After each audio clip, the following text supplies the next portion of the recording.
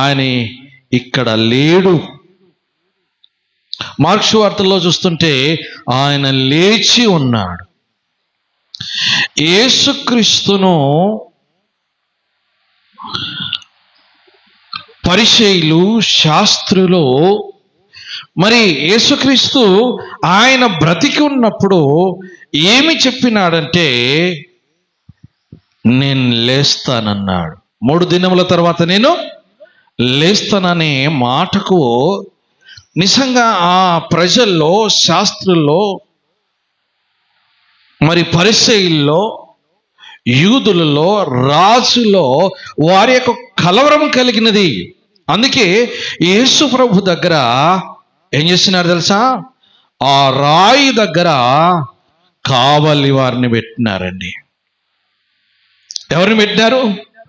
కావలి వారిని పెట్టినారు.